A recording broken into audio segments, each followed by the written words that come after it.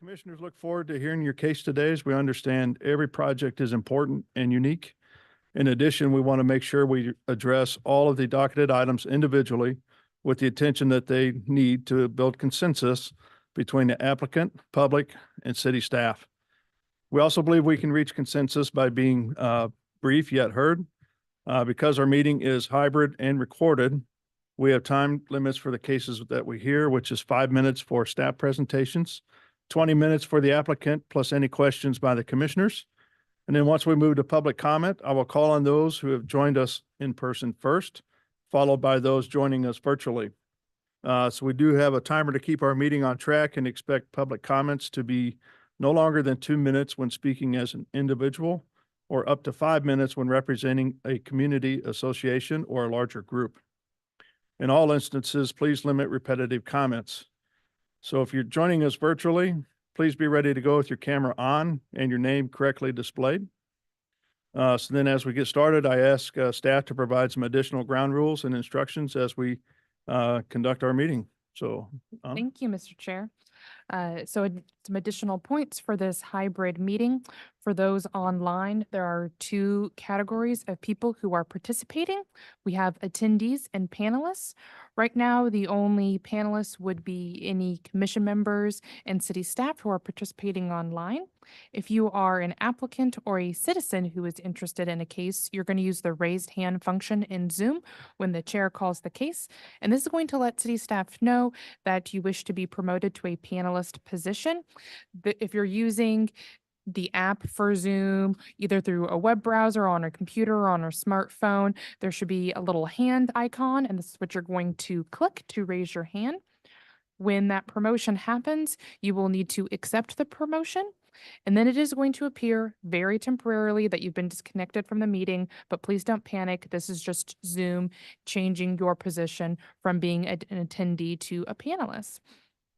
As previously stated, when you are a panelist, you're going to then change your username to your legal name. This is going to help with the promotion process, as well as turn on your microphone and camera.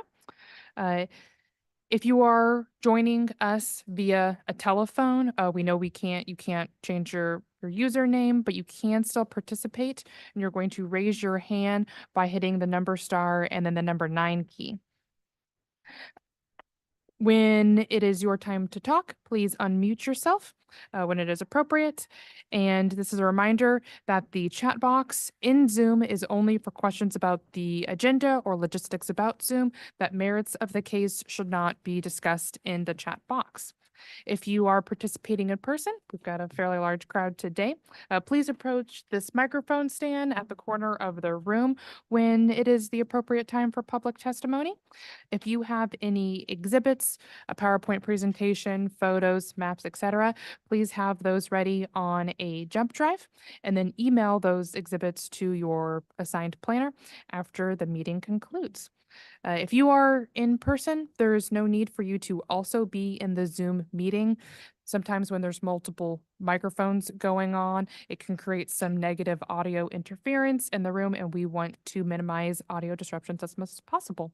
Thank you, Mr. Chair. That's it. All right, thank you. Let's go ahead and start with our consent agenda items beginning. Well, go ahead, C1 through C3. Yep. We'll start with the case being continued. This is case C2, CD CPC 2024-40.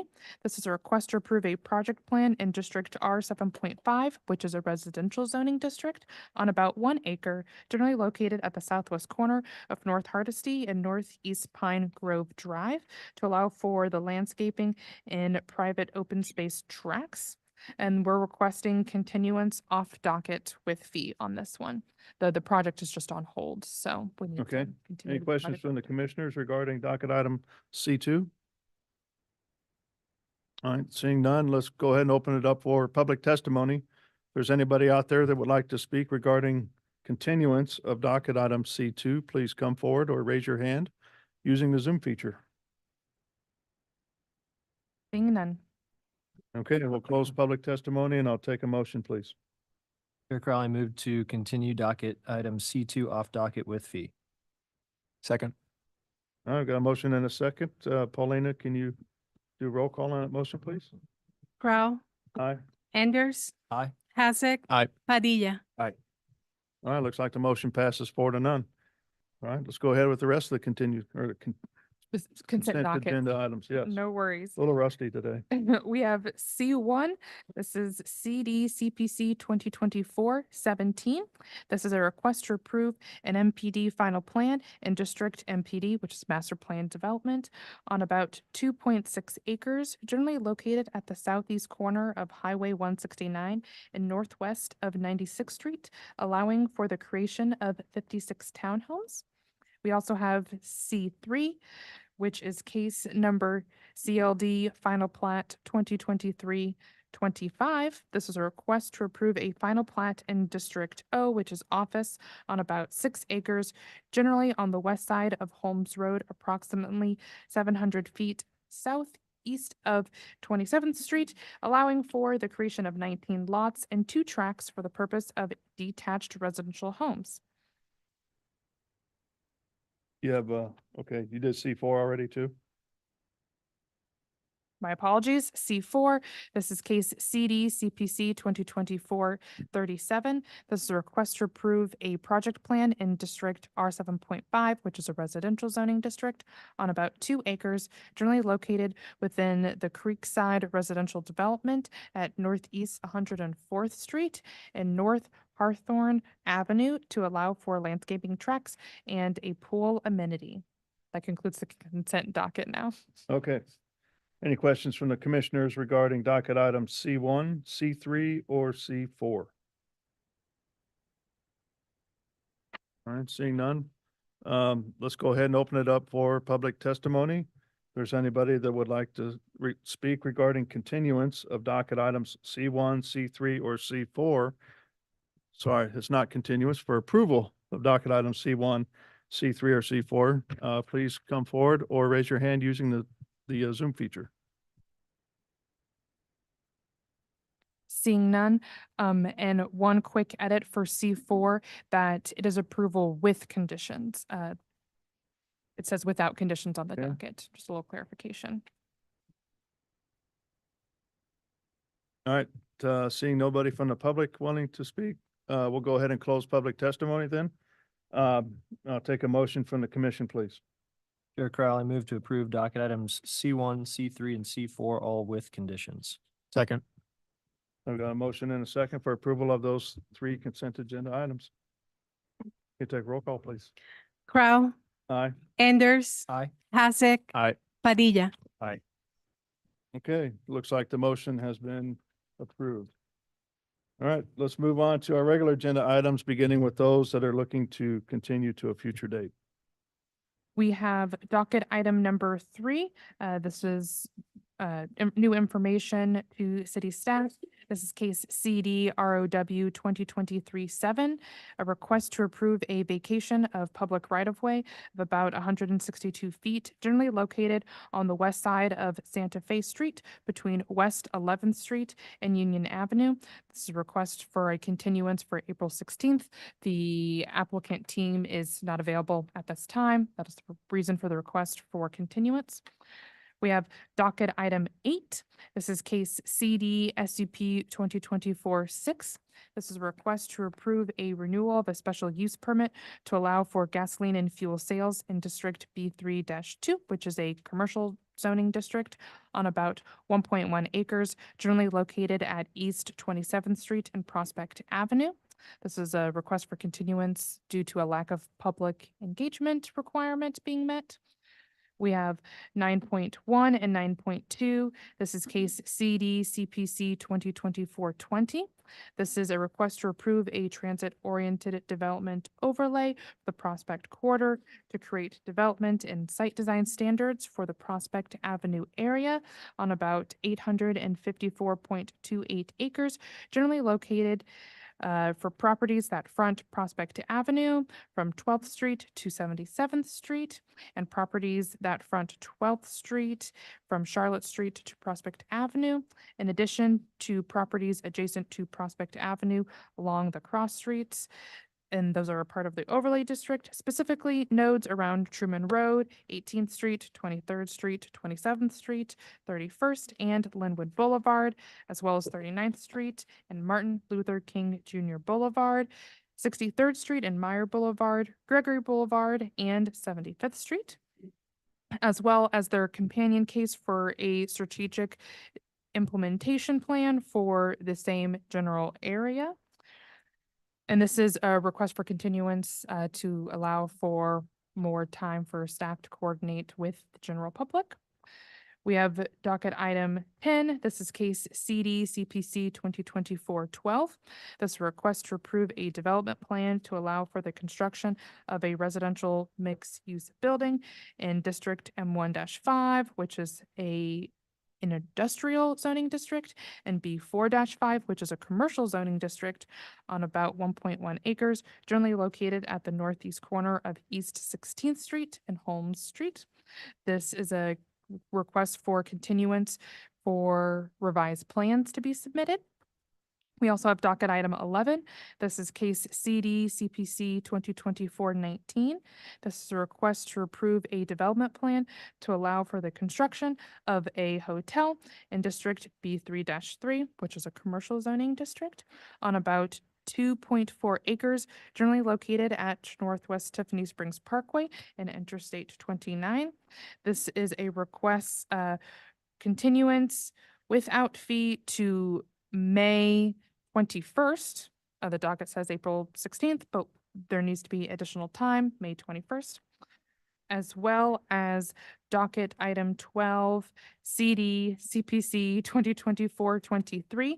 This is a request to approve a rezoning in districts R2.5, which is a residential zoning district, and B3-3, which is commercial, to B3-3, which is the commercial zoning district, on about 12 acres, generally located east of North Chapman Avenue on the north and south side of Northwest Prairie View Road.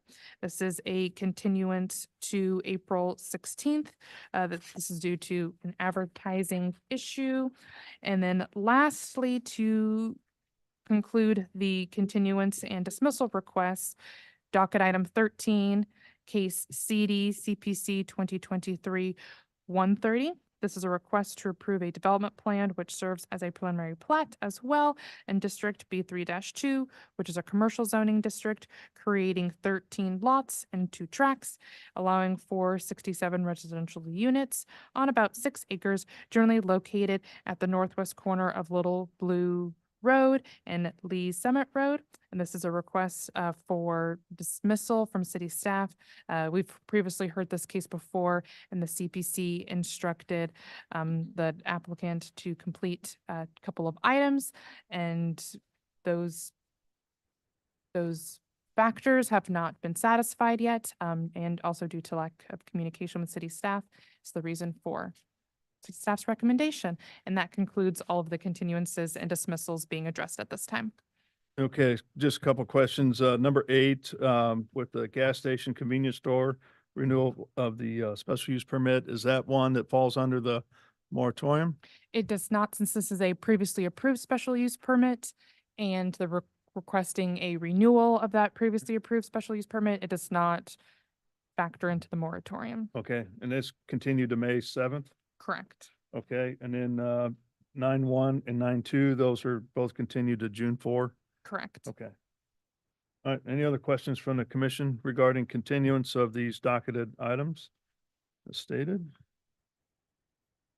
Okay, so let's open it up for the public. If there's anybody out there that would like to speak regarding continuance of docket items 3, 8, 9-1, 9.2, 10, 11, 12, and then the dismissal of docket item 13, please come forward or raise your hand using the Zoom feature and you will be called upon.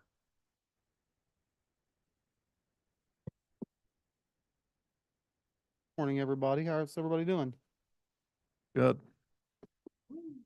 All right. Yeah, good morning to you, ma'am. So regarding the transit overlay district, the TOD, matter that's being continued. Can you tell me first your name and address for the record, as well as which case you're talking about?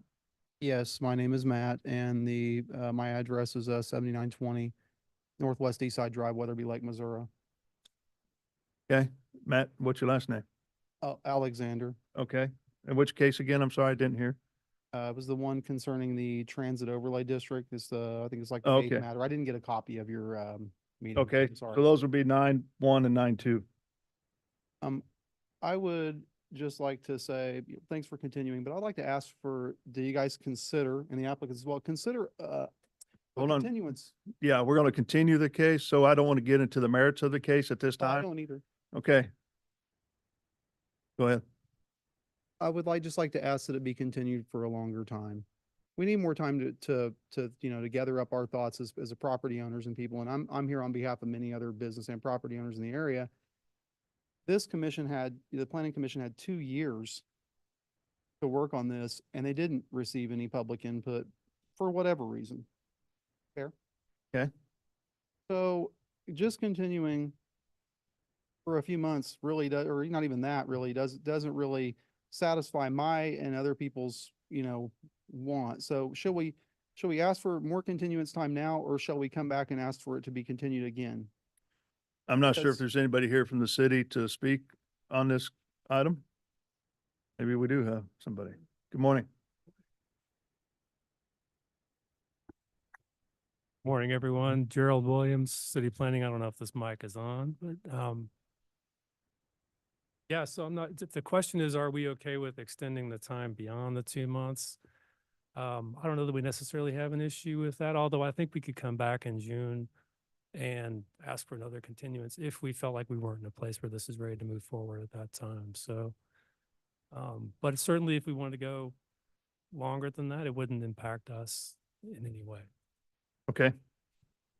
So I guess the preference is to see how we are between now and June, and then if you need more time, I think so. and yeah, take another look then. Okay. Thank you.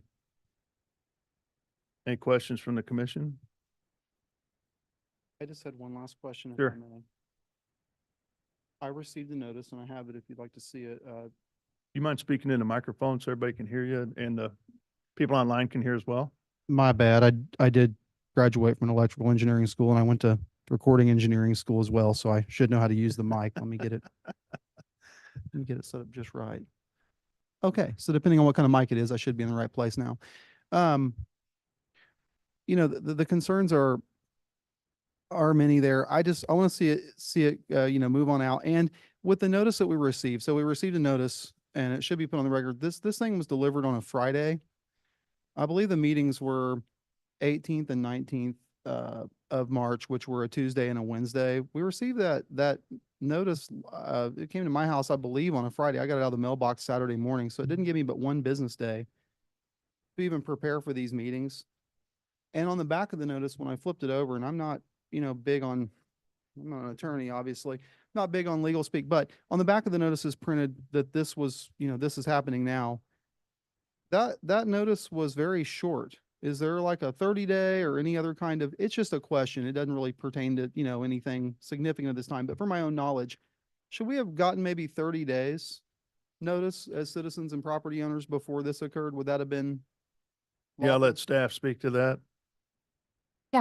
The notices were sent out due to legal requirements that we have for CPC, which is 15 days. We use a third-party contractor to send out those mailings. The USPS, those were notices for the CPC. Whether or not he's talking about the notices for the public engagement meetings, I can't speak to that. Either way, we can't control when the USPS delivers our mail. But we will definitely talk more in detail about those requirements. If someone can go grab one of my business cards from upstairs, so then we can talk more in detail about, those notification requirements, I'd be happy to. That pertains to the sunshine. So Yes, of course. Yep. Mr. Williams, is there a website or anything that people can kind of pay attention to or log into from time to time? Okay.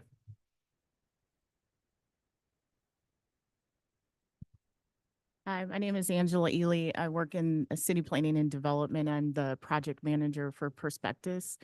And so the website that people can go to, it's prospectuskc.com. And then they can also go to our city website.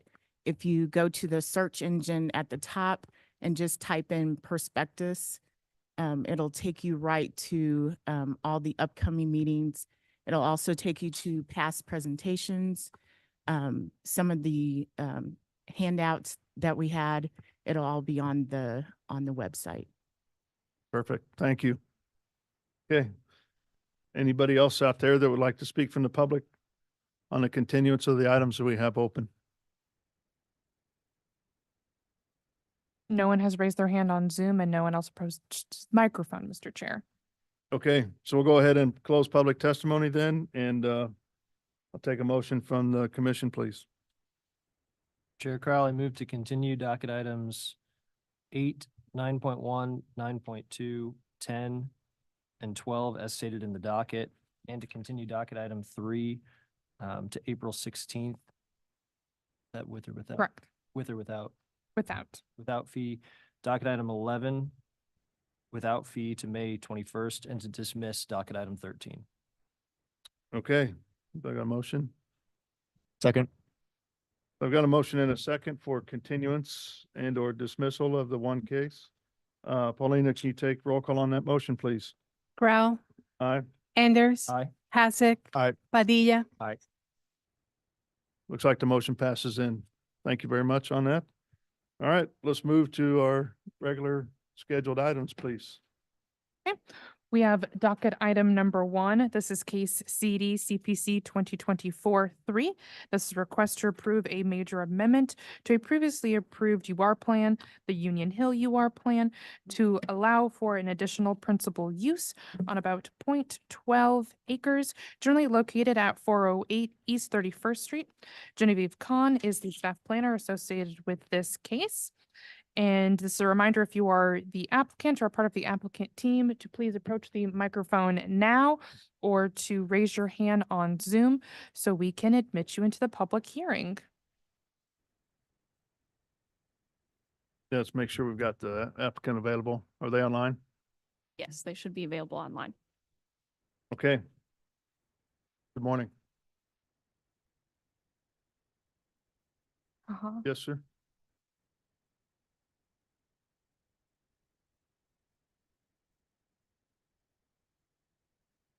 About prospectus? Yeah, can somebody write that down for him and give him the website, please?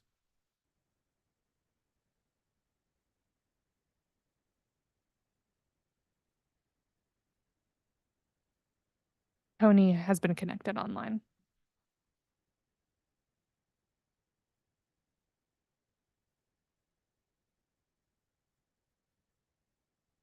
Good morning. Morning. Okay, Go good. ahead. Jen. Okay. Are you ready for? Yeah, Sorry. yep. please. Okay. Good morning, commission members, Mr. Chair. Before I use docket item number 1 for what is considered a rezoning from UR to UR, which is alternatively known as a major amendment. And we are looking at the Union Hill UR plan. And the subject site is specifically at 408 East 31st Street. The site is generally located south of the downtown area in Martini Corner by Brick House and Cliff's Tavern and Maiden. This is the subject site outlined in yellow. It is currently 2 parcels to be combined by deed.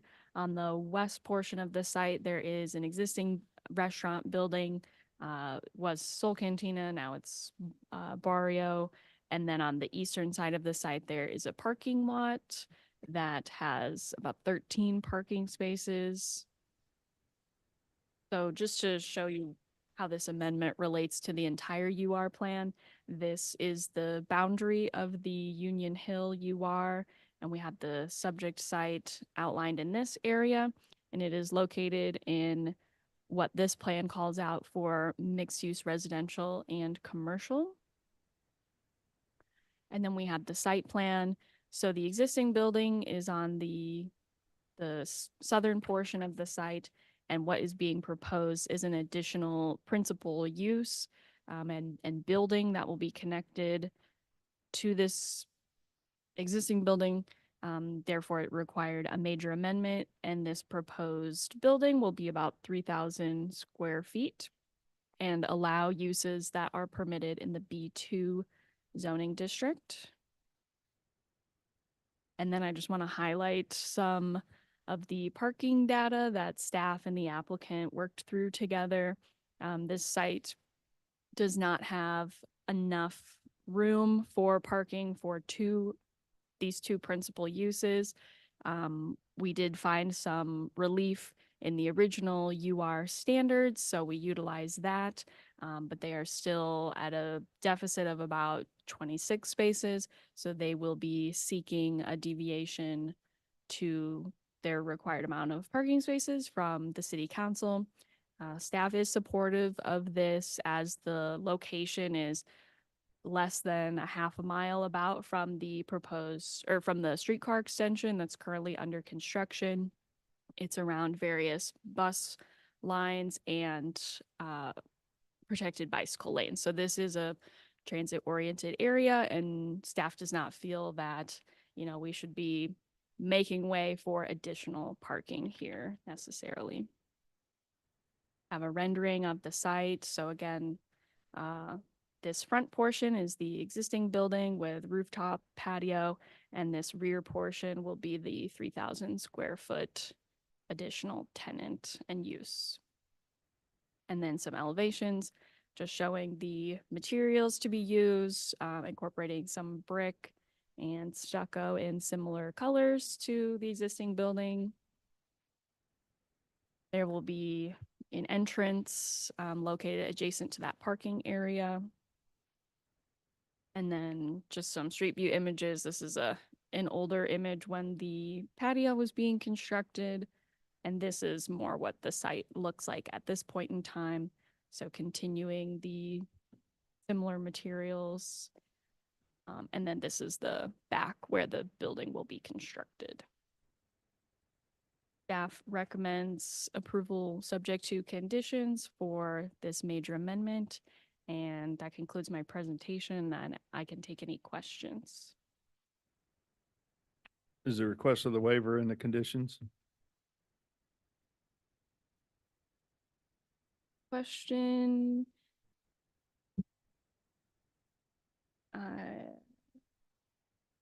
It's condition number 6. The applicant shall receive approval of a deviation to the parking standards in 88-420. So this is just seeking an amendment to the existing standards, not the actual construction of the building, or is that incorporated in this? So I'm not sure if I understand. Can you question? Yeah, so we're looking at doing just the amendment, not the actual approval of the design of the building, or is that incorporated in both? It's both. Okay.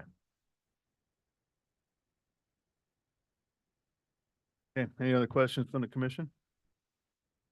Okay, let's go ahead and welcome the applicant then. Morning. Morning, you have a camera by chance? No, not.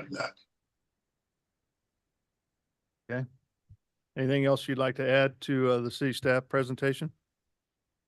No, there's nothing else that I would like to add. I'm behind what Ms. Corner said. Okay. And understand the conditions? Yes. Any questions for the applicant from the commission? Can you tell us a little bit about the intended use of the building? I imagine it's completely separate from the existing tenant, and so it'll be 2 tenants. Is it going to be demised so that way the second floor is a separate tenant, or is that kind of up to market conditions? Up to market conditions as known as of today. And so it's being built speculatively so there's no tenant in mind right now? As far as I know, no.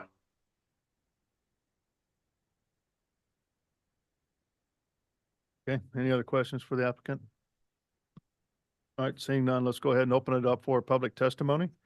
there's anybody out there that would like to speak regarding docket item number 1, please come forward or raise your hand using the Zoom feature and you will be called upon.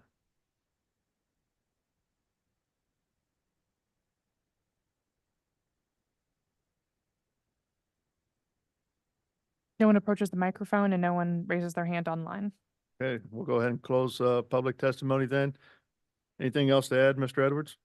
No, sir.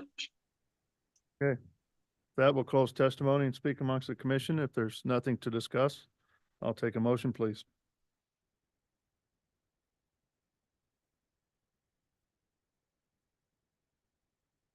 You'll need to come up to when we have public testimony, you'll need to come up to the podium. That way we can hear you. The podium there, and state your name and address for the record, please. Yeah, my name is Isaiah Span, and my address is 7236 Wayne Avenue. But the property that I have is located, they are vacant lots located right behind the Alders there on 39th and Prospect. I have 4 vacant lots. And the question is that what is the commission's planning on changing the zoning on this property and probably purchasing this for whatever is gonna take place on the revitalizing the Prospect? Okay, I want to make sure we're talking about the right case for you. The one we're talking about now is docket item 1, which is at 31st and Gillum? Oh, okay. Okay. Yeah, is that the one you're wanting to speak on? No, I'm sorry, I missed that part of it, 'cause Okay. I couldn't hear. No, I just wanted to ask a question about my properties, that I got, You look, information from the planning commission. okay, you might be here on the docket items 1, 9.1 and 2, the prospect transit-oriented development. Is that what you're looking at? Yeah, so that particular project, we've continued the discussion on that one with this body until looks like June 4th. June 4th? Yes. And with the intention that there's going to be additional public involvement, public meetings on that, we have another chance to meet with city staff and talk about the issues you're bringing up now. Oh, okay. I was under the impression that that you was basically, talking about this also, so. Yeah, we have it on our docket as a docketed item to talk about, but they're not ready to present it to us. So when they're ready for that, they'll come back Oh, okay. and it'll probably be, they're looking at June maybe for that. In the meantime, you can continue to talk to city staff, and here's my card to Oh, refer to okay. any Yeah, zoning questions. because in the letters that you sent out, it had this date on it, so that's why I showed up. Thank you very much. Yeah, thanks for coming in. Chair Crowley, move to approve. Oh, Sorry, I just had one question before we get into, so the amendment to this, is this at all amending the existing standards within the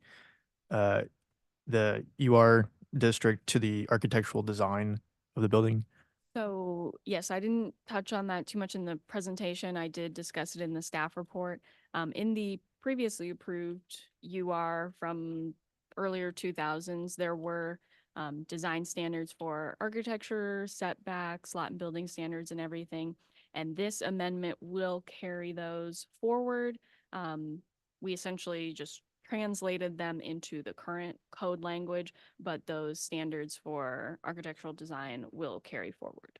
Okay, in this so amendment. you're talking like setbacks and whatnot, but I'm talking like there's language within this that specifically talks about specific styles. Yes, where and each of those, those are related to those districts that I mentioned. So there's a mixed use, right, residential, commercial. Right. Yes. So this is getting an exception from that, or is it currently, So go ahead. yeah, so because we're doing the amendment, it's kind of like a start over. and we are just making the choice to carry all of those pieces over. We did request that, similar architectural styles were used, and based on the commercial buildings in the 31st Street corridor, it's mostly brick. That's the primary material, it looks like, and so they did incorporate brick in their design, so we found that. Sure. that- So when some of the previous language uses a language like Victorian, see here. Sorry, I'm trying to find my place on this. I think there was some other language in there in terms of like ornamentation and whatnot. Is that stuff that does not get carried over to this? I guess I It gets carried over, however, like you see in the report here, that document, it provides a lot of sort of options. And so that's not to say each building needs to have all brick, ornate structures, these type of windows, those types of things. So we were just looking for a similar character and materials. I know the actual design of it is more modern looking, but we had a lot of other challenges with this project. And as long as they were using quality materials on the majority of the building and having a similar characteristic, staff was okay with the architectural design. that's all for me. Chair Crowley, I move to approve docket item number 1 with conditions. Second. I got a motion and a second for approval of docket item number 1. Paulina, can you take roll call on that motion, please? Crow, Aye. Anders, Aye. Hasek. Aye. Padilla. Looks like the motion passes 4-0. Thank you, Mr. Edwards. All right, let's move on to docket item number 2, please. Docket item number 2 is case CD SUP 2024-11. This is a request to approve the renewal of a special use permit for a hotel consisting of 4 hotel rooms in District B3-2, which is a commercial zoning district on about 2.48 acres, generally located at West 39th Street and at Broadway Boulevard. Larissa Chomby is the staff planner associated with this case. This is a reminder, if you are part of the applicant team, to please raise your hand on Zoom now, or approach the microphone. Go to the desk.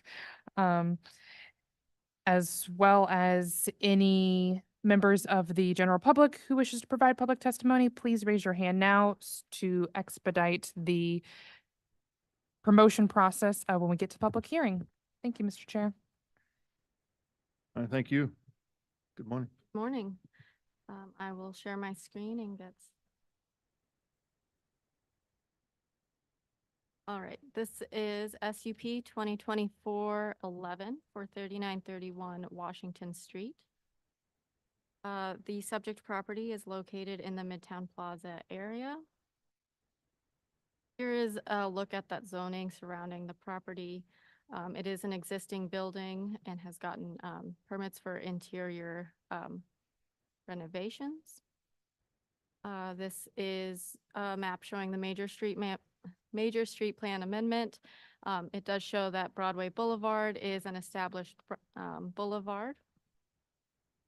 And as was previously stated, this is a renewal for a special use permit that got approved in 2022.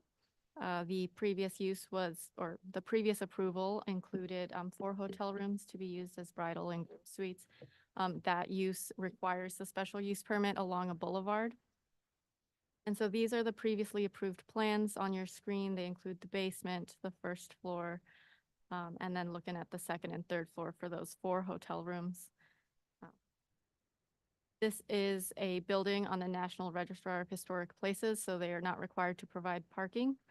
The applicant did propose a self-imposed limit to 240 people for the occupancy in order to kind of mitigate the amount of traffic that would come to this location. And staff is recommending a 10-year extension for the special use permit. The previous one was for 2 years. Now that the renovations are complete, staff believes it will give the applicant time to get the use going, and then be able to come back if there's any concern from the public as well. We are recommending approval with conditions. And as of 8:55 this morning, we received a public testimony letter. It's not attached, but it will be attached later today on Compass KC. There was concerns about that 10-year extension. They were requesting that it be a 5-year extension instead. Okay, I'm sorry, who is that again? It was from the Valentine Neighborhood Okay. Association. All right, any questions from the commission to city staff? Do you mind sharing a little bit more about the 10-year recommendation? I recall that, there were a lot of concerns about parking. Fully understand why an applicant would want a 10-year extension, but from a staff perspective, it seems as though it'd be easiest to go with something shorter, especially since we haven't seen the space get used yet. So can you just explain the reasoning behind the 10-year recommendation? Yeah, the 10-year, there's uses that are similar to this one in the area. And so it just made sense to give them some extra time to be able to use the space for the hotel use. And since it's being used as a venue and the bridal suites as hotel rooms, it made sense to give them time. So from your professional recommendation or professional view, because I feel like, again, that's a really bold change from 2 to 10. That's indicative of the very low level of concern you have about this use in this space. Okay, thanks. Have you had complaints, or have there been anything from the city standpoint regarding this facility when it's being used? Not since the last approval from this. We haven't heard anything. Okay. All right, any other questions for city staff? That, I'll welcome the applicant, if you don't mind. Good morning. Good morning, Chair Crowell. My name is Chris Maddox. I'm an attorney with Rouse Fretz White Goss, 4510 Bellevue Avenue, Suite 300, Kansas City, Missouri. Sitting to my right is the owner, applicant, developer, Johnny Youssef. We have just a short presentation, if we may. Yep. I think we've covered kind of the location of the property. Again, it's commercially zoned B3-2. When we went before this commission in 2022, it did not require a rezoning. It's an adaptive reuse of a vacant church building. It already had large assembly uses. Several weddings were already held on site. It's a beautiful building. And so my client endeavored to undertake the renovation of that interior and to continue to use it as kind of a wedding event venue for congregation purposes. The special use permit, as Larissa pointed out, is only required for the 4 hotel rooms, kind of the bridal suites that are accessory to the primary use of this building as a wedding and event venue. And so I think any concerns, Commissioner Anders, that you expressed in terms of the volume of traffic are properly, I think, on the assembly use, where we have a 240 headcount cap. The hotels are only 4 units, and so that would not be expected to generate much traffic. And so when we're talking about the term of the special use permit, I think it would be appropriate to think about in terms of just the 4 hotel rooms and whether that use would require extensive renewal. When my client went into this historic building, like all historic buildings, and started peeling back some of the layers and uncovering what was there, he ended up incurring significant costs. Included in that would be the cost to sprinkler this in order to provide for the hotel use. And so that costs hundreds of thousands of dollars, and a longer special use permit term will give him some business certainty so that he can recoup some of his investment and operate this for a longer period of time. I think that the residents, the neighbors, and the city is all protected because there are powers in the existing zoning and development code that should any negative adverse uses arise through the complaint process, the BZA and the CPC can call a hearing to revoke that special use permit at any point in time if our uses become a problem. But again, having a longer term would just allow us to avoid the cost of my time trying to save my client some money so that he's not having to come before this commission every 2 to 3 years. Just real quick, so this is a slide that kind of showed how this property was used as a church and compares it to how we plan to use it. Highlighted are really just the 4 changes. So you can see that the basement, the basement is primarily where the reception area would be. That was already kind of a reception hall when it was a church. The first floor is where the sanctuary is, and that would continue to be used as a large gathering space for wedding ceremonies. And then the only change really is highlighted there. There was a residential apartment that was used by the clergy or the priest who was at this facility. That will continue to be residential or hotel in this case. And then some classrooms that were part of the church use are the ones that we're converting then to 3 additional hotel rooms. There've been a number of permits. I just put these in here just so you can see that my client has been diligently working for the last 2 years to try to get all of the renovations completed for the church, including the sprinkler system. And this is a photo of the completed interior of the event space, completely renovated, keeping though a lot of those architectural features that make this building historic. That we would ask that the CPC recommend approval with conditions, and then we're happy to answer any questions. Okay. Any questions from the commission to the applicant?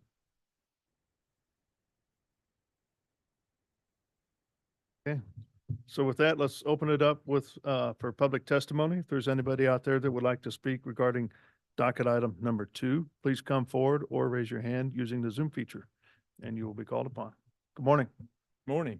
My name's Franklin Kimbrough. I'm with the Westport Regional Business League. I'm here on behalf of the 200 plus, more than 90% of which are local, independent, Kansas City-based businesses, and the 800 residents in the area as well.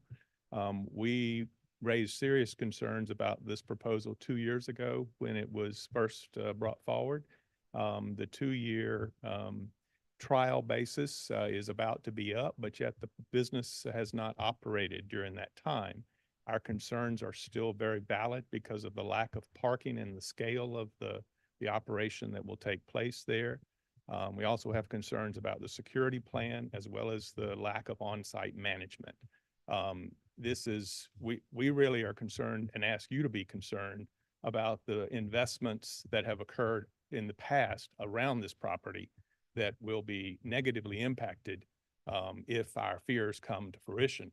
Our fears have been even further flamed by the application and issuance of a tavern license on this location.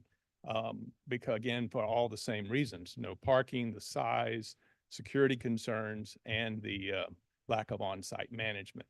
And if you're not familiar, the tavern license is the most permissive type of liquor license that the city issues. It's a great concern to the properties, the businesses, and the residents that are in close proximity. We hope everything that the developer proposes will actually happen on that location. But 10 years is way too long. We think 2 years would be fair. And then at that point, 10 years. And the reason being because they haven't operated yet. They've been under construction for the last 21 months since the last approval. We need to see how this is going to operate, what it's going to do to the investments and the businesses and the mom and pops that are already there before this is approved. And so we would ask you to scale that 10-year back to 2 years. Let's see how this actually works and what the impacts are to the surrounding businesses and residents. Thank you. Thank you. Anybody else? Fran, online, you're next. I have nothing to add. That was a beautiful statement there. I hope that all the businesses in our area will succeed, including Melrose Abbey. But I would like to agree with the previous testimony that we have not yet seen this business operate. So let's approve for 2 years, and then we can consider a longer term at the next hearing in a couple of years from now. Thank you. Please state your full name and address for the record. Fran Stanton. I'm a commercial property owner and business owner at 391618 Broadway. We've been in business there for 33 years. Thank you. Russell, you're next.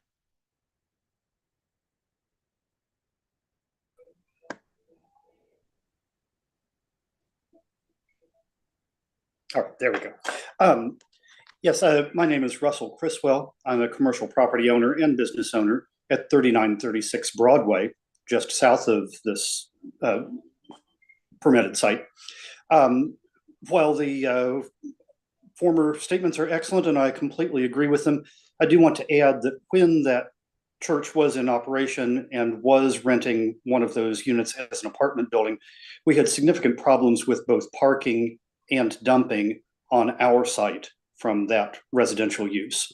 So I have great concern, particularly going from one residential use to four for both parking and for dumping.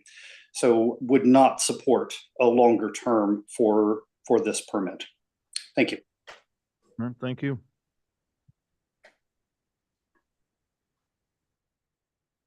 That concludes everyone who's raised their hand. Okay. We'll go ahead and close public testimony then. Sounds like there's a couple of questions from folks from the public that have some issues there. Do you mind speaking about those, please? Hi, my name is Johnny Youssef, and I'm the owner. My address is 4716 Fairmount Avenue, Kansas City, Missouri 64112. Yeah, thank you for your time. Just real quick, just as far as parking concern, we've already gone through that. Originally, the occupancy for the building, I believe, was 450 people. From my understanding, talking to the pastor that was there for over 40 years, we've had weddings with over 400, 500 guests at some point. And we already took that down significantly to 240. So as far as parking, we have lowered the amount significantly. As far as the dumpster concern, I believe, from my understanding, there was no dumping. There was no dumpster in the past for the church. So I'm not sure as far as previous relationship with the neighbor, but we are getting our own dumpsters. That will definitely not be an issue as far as trash being dumped to neighbors. I don't need to speak through the liquor license. Is just with any wedding venue, you apply for it. It has been approved. We got tremendous support from most of the businesses on the block. But what I also want to bring up is security. We will have a police officer or a professional security personnel for every wedding or event we have. So we'll always have at least one on site for any of our events. So as far as security, we will have an increased security compared to what it historically used to be. And also we added security systems, we added cameras. We're installing cameras outdoors and also in the common areas indoors. So we've done significant improvement to the historic safety of the building as far as security and as far as cameras and alarm system in place. As far as the 2 years, our concern for 2 years is when we have applied and the neighbors asked for 2 years and we applied for 2 years. I mean, it's the 2 years are here and we haven't even gotten a chance to be able to do the hotels and actually run them properly, to actually have proper chance to prove ourselves. And just like Mr. Maddox mentioned, there are already rules in place that protect neighbors if we are not in line with any safety issues or noise issues. And my concern about doing it another 2 years is that I don't think the hotel rooms are going to be available for probably another year. It's a lot of funding. We're not there yet. And after they're available, they're going to take a while to start actually having them used. So that's why we're asking for 10 years to give it proper time to actually run. And I would like to also mention finally that on our block, just on the same block, there is a tattoo shop, and under it, there's 5 Airbnbs in one buildings, and they've been running for years with no concerns. And from my understanding, I believe they have 2 or 3 parking spots. So. I mean, those are hotel rooms and they're just supplemental to the actual wedding party. Are they open anytime Yes, anybody sir. wants to use them, or? The plan is a start just to be supplemental for guests staying for the weddings. We may in the future have them, Monday through Thursday, if someone wants an extended stay. But our goal right now is just primarily for guests coming to attend the wedding. Okay, so they won't be, if I'm coming to town from somewhere else and I'm looking for a place to stay, it'd be fully available. If we eventually do that, that would only be exclusively during the week when no one is there, and that is not our focus. We may do it eventually just for cost reasons, just so that the place is not vacant for 4 days a week, but that is not our primary intention. And have you had any events in there yet? I mean, No, today? sir. our first is in May. First one is May of this year. Yes.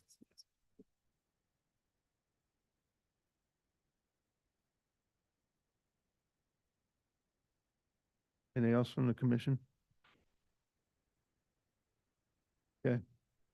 At this time, we'll close testimony then and speak amongst the commission and go from there. So yeah, I think it's an interesting application in the sense that I don't see a lot of risk of the use. 10 years seems like a lot to me for something that we haven't really seen vet out. In terms of location, I think that it makes a lot of sense. It's on a main commercial corridor. I think it's appropriate to have Airbnb use there. And so I recall how much concern there was from the public 2 years ago when the first special use permit came through. And so I'm inclined to go with something shorter, just so that way, once it's operating, people can kind of understand if it's working as planned. But then again, it's hard to predict any sort of downside risk of 4 Airbnbs on this commercial corridor. So I'm curious to hear what you all think, given that background.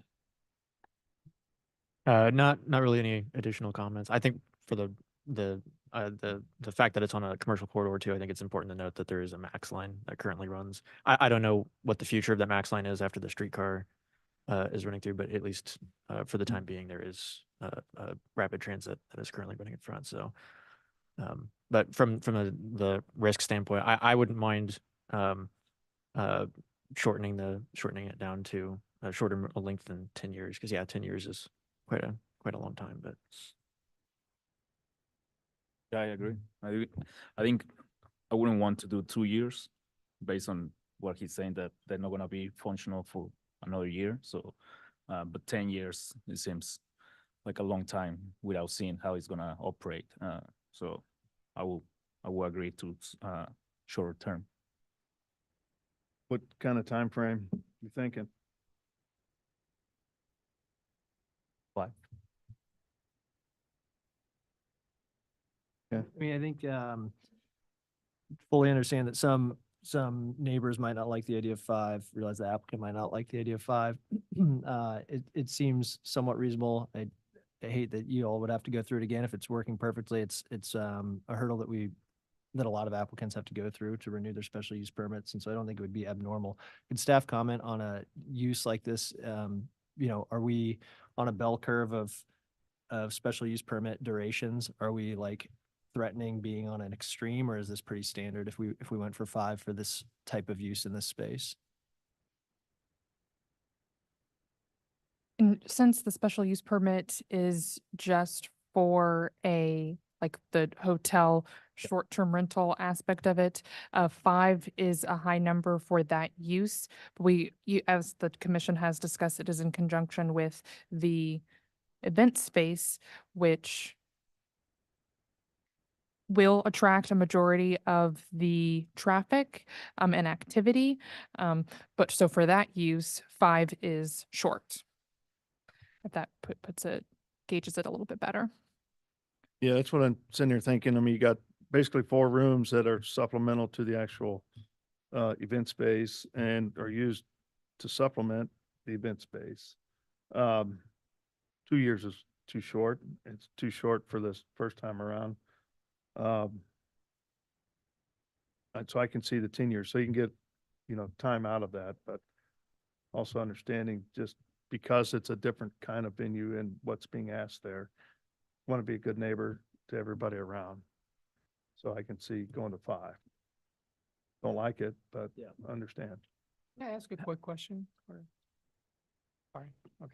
So Yeah, I mean, I don't see a major issue with having 4 rooms and running Monday to Thursday. Like there's enough parking in the back, and it can be most 8 cars, 10 cars, right? So, right.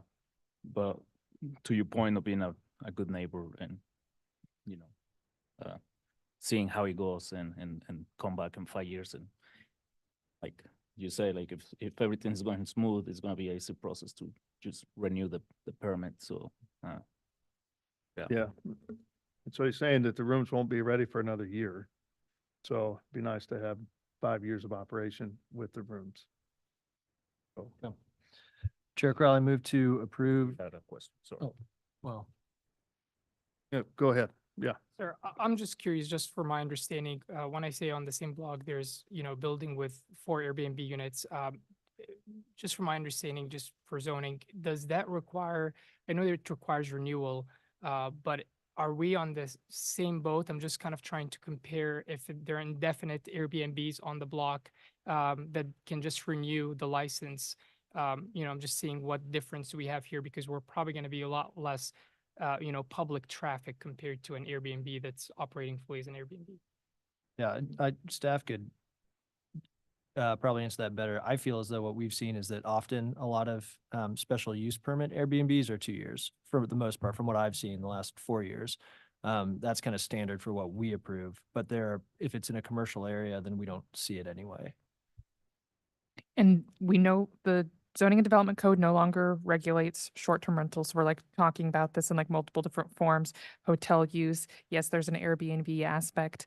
But the decision about this SUP does not affect the event space use. And if it has to come back at 5 years, we're just talking about the lodging. And yes, you're right, Commissioner Enders, when we were approving special use permits for short-term rentals, 2 years was the standard time frame for that. Yeah, so this doesn't affect your event space. Still use your event space. Okay, well, with the hope that this is reasonable, even though it might not be for what all parties want, Chair Crowley moved to approve docket item number 2 with conditions, but amending the condition, changing the duration of the special use permit from 10 years to 5 years. Second. So I've got a motion and a second for approval of docket item number 2, but changing condition, let's see, was that 2? From 10 to 5. Paulina, can you take roll call on that motion, please? Crow, Aye. Enders. Aye. Hasek. Aye. Padilla. Looks like the motion passes 4 to none. Thank Yep. you for your time. Thank you. All right, let's move on then to the next docket item, which is 4. We've got docket item number 4. There are 3 companion cases, 4.1, 4.2, and 4.3. 4.1 is CD CPC 2024-7. This is a request to approve an area plan amendment from residential low density to residential medium density on about 42 acres generally located on the south side of Northwest 100th Street, approximately 1,300 feet east of Green Hills Road. 4.2 is CD CPC 2024-8. This is a request to approve a rezoning from District AGR, which is an agricultural zoning district, to District R6, which is a residential zoning district, on about 42 acres generally located on the south side of Northwest 100th Street, approximately 1,300 feet east of Green Hills Road. And then docket item 4.3, which is case CD CPC 2024-9. This is a request to approve a development plan in District R6, which is a residential zoning district on about 42 acres, generally located on the south side of Northwest 100th Street, approximately 1,300 feet east of Green Hills Road.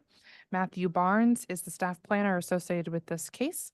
This is a reminder for anyone who's a part of the applicant team to please raise their hand on Zoom now or approach the microphone. If you're part of the applicant team, you can actually sit next to city staff. Also, if you are a general member of the public who wishes to provide testimony on the particular case, please raise your hand in Zoom now so we can expedite the public hearing process. Thank you. All right, thank you. Good morning. Good morning. Matthew Barnes, City Planning and Development Management Division, for docket item number 4, the development plan rezoning and area plan amendment for Mandolin Creek Residential. Located in the Northland. Here's a closer view here. You can see Highway 152 to the south, I-29 to the west, and Green Hills Road to the west as well. Here's a closer view of that, Northwest 100th Street to the north and North Green Hills Road to the west. Take note, there is a regulated stream shown in blue that runs along the eastern side of the property and through the middle of that. To the south is the existing Genesis Place Estates, and to the west is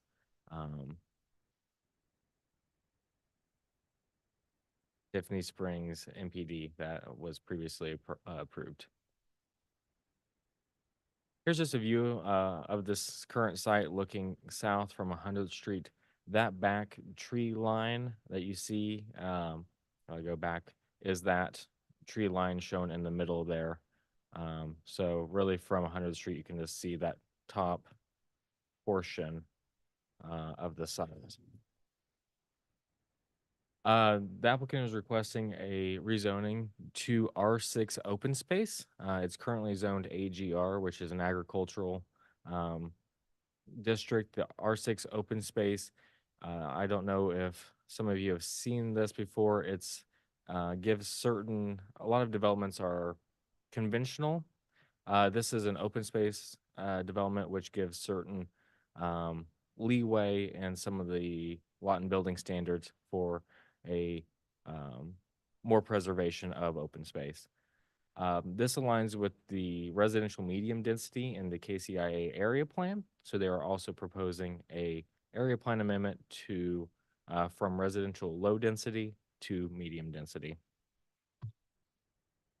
Here is the site plan shown on the right side of the screen. They are proposing 136 lots in 3 phases. 38% of the development is reserved as open space. That meets the requirements of the R6 open space development. At this location, northwest 100th Street is a parkway, which will be a future extension of the Tiffany Springs Parkway. They are in compliance with all the standards of 88323, the Parkway and Boulevard standards. They have 2 proposed vehicular connections to the site, one off of 100th Street and one to the south through the existing Genesis Place Estates at North Adrian Avenue. They cannot extend any drives to the west as the other development, the Tiffany Springs MPD was approved without any connections to the east. There are pedestrian connections throughout, including sidewalks on both sides of the street and a connection to the regional trail system shown in red on the screen. That's proposed to go along that regulated stream. And they are not requesting any waivers or deviations to the R6 open space requirements. This is the proposed tree preservation plan. The plan shows areas to be removed in pink, and the green shows areas to remain. The applicant did remove trees prior to approval of the development plan, but a new survey updated this preservation plan and is still shown within compliance. We received a request from the adjacent neighbors really yesterday regarding a request that construction traffic primarily uses northwest 100th Street for access instead of the neighborhood to the south. That condition has not been added, but they will be providing public testimony, as my understanding, requesting that. With that, staff is recommending approval for the area plan amendment, approval of the rezoning, and approval with conditions for the development plan. And I can answer any questions. Yeah, just curious on that comment. I mean, phase 1 looks to be the south end of the project site versus the north end. Correct. And the applicant might be able to speak on more of what fire code is requiring. I know there's been discussions of requiring a connection to the north in order to stay within compliance of requirement for 2 connections for developments over 20. Yeah. All right, any questions for city staff from the commission? All right, with that, let's welcome the applicant. Good morning. Morning. I'm Dennis Meyer, and I am the owner or co-owner of this property. And I live at 7611 Northwest John Andrews Road in Kansas City, Missouri, Platte County. Anything you'd like to add from staff report? I think our engineers have done a good job laying out the lots, laying out the plan so that there are a lot of the lots that back up to trees and environment and open space environment. We like that part, that we can retain as much of that as possible.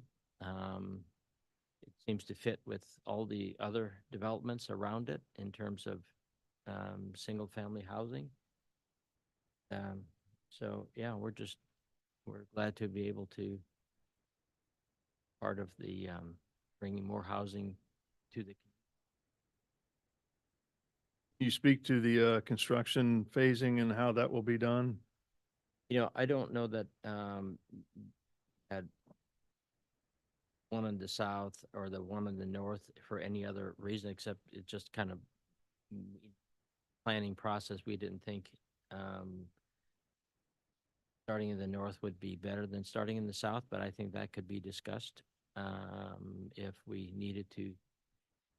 At there, in our neighborhood meeting, I think it was brought up that where's the construction traffic going to come from? And I think at that point, we had said that we had thought that most of it would come from the north off of 100th Street. But there's no guarantee, of course, that somebody won't drive through that neighborhood. And so want to be careful that we didn't commit to something we couldn't control. So phasing the project, you're looking at phase 1 to start as soon as you can, and then how far behind would phase 2 and 3? Be probably pretty close. I can't imagine it would stretch out for years. So You could put a temporary road of sorts if need be from the north down to phase 1? we could enter from the north. I would think you could. Yeah. Okay. Any questions for the applicant? Okay, with that, let's open it up for public testimony then.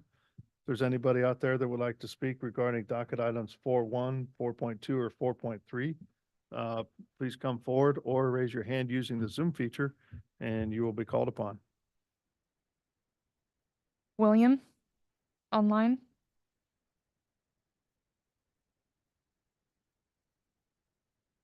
Okay. You're up. Morning, William. As you take yourself off mute, can you state your name and address for the record, please?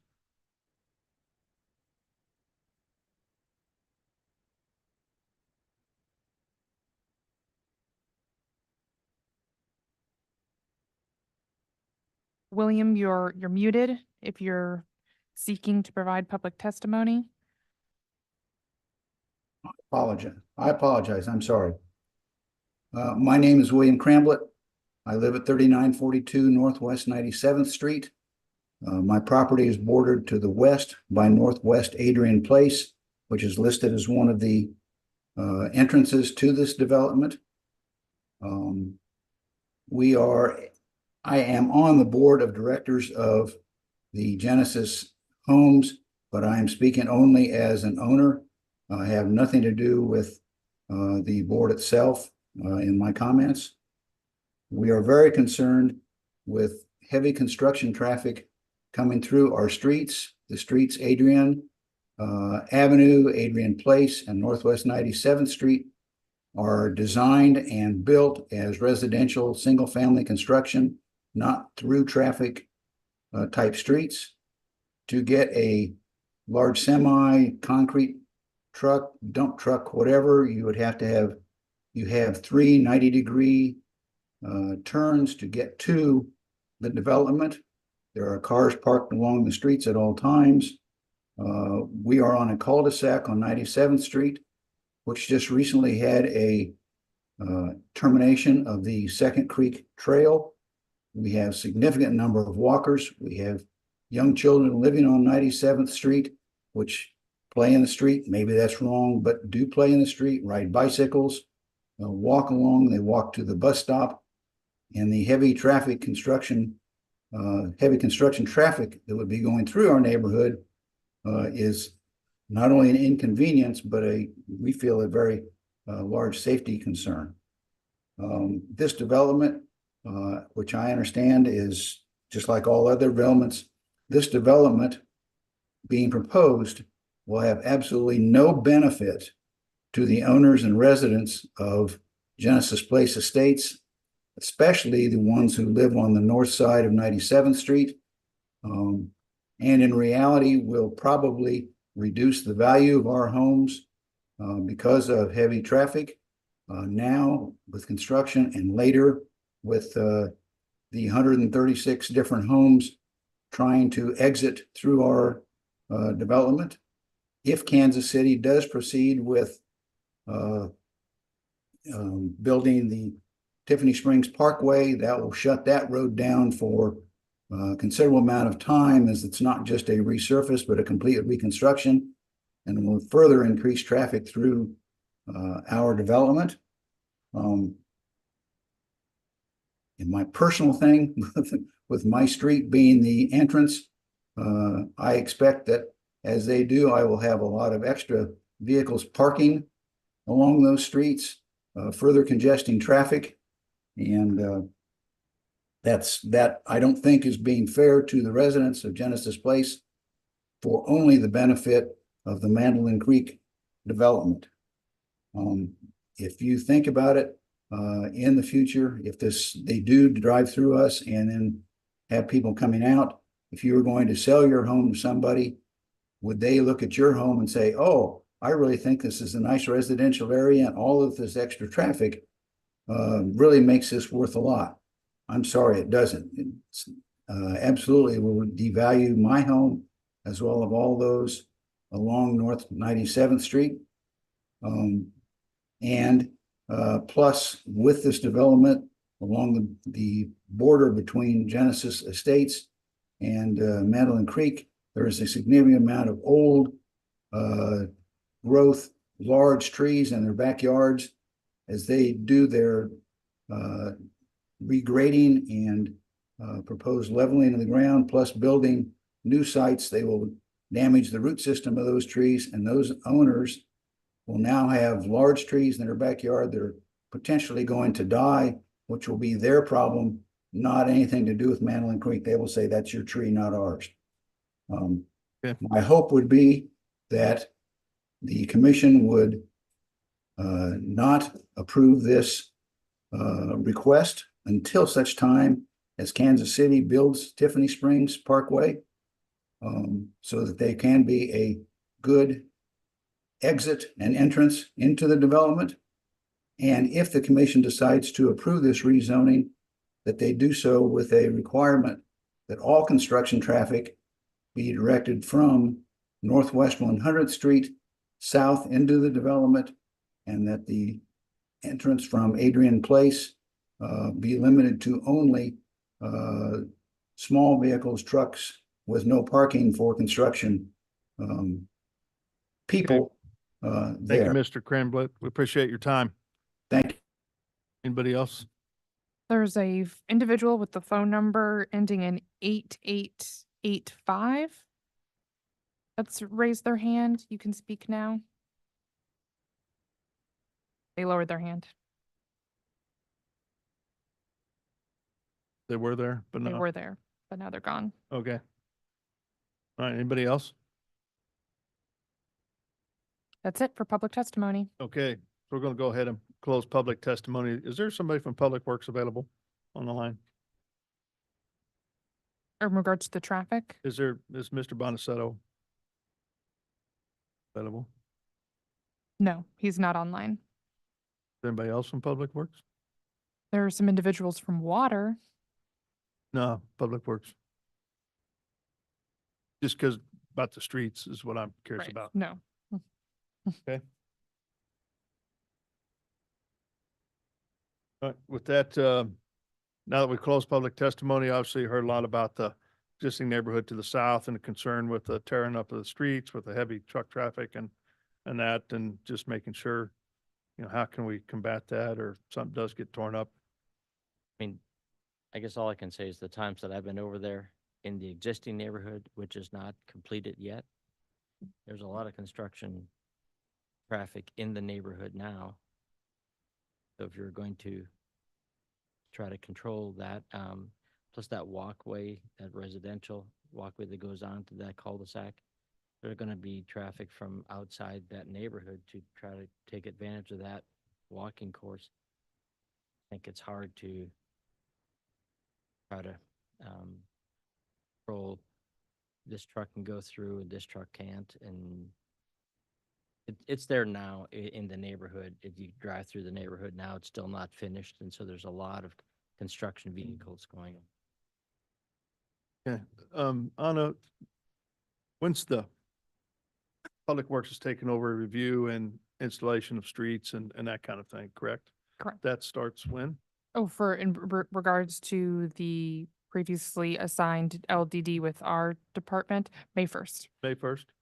So in this particular case, I guess I would ask that the Public Works Department, as part of review of streets that are being put in and whatever purview that they have with this particular project, they also take a look at the existing streets. I have it in my neighborhood too. We've got a lot of development happening. The next phase, our streets are getting torn up. And in fact, we've had excavators driving on the streets and they shouldn't be. They should be loaded up and moved to the next lot instead of driven down the road. But here we are. It's not only happened once, but several times. So our streets are getting torn up too. And I want to make sure that that doesn't happen, you know, as part of the existing neighborhood. So I'd ask that Public Works, as part of their reviews, or LDD, if they're still doing it, review the existing streets for before and after condition as well. And Matthew, let's ensure that when this goes before MPD, that we have someone online to make those comments. Question for staff. What is our ability to condition where construction traffic goes? Is that something that's even within our ability to condition?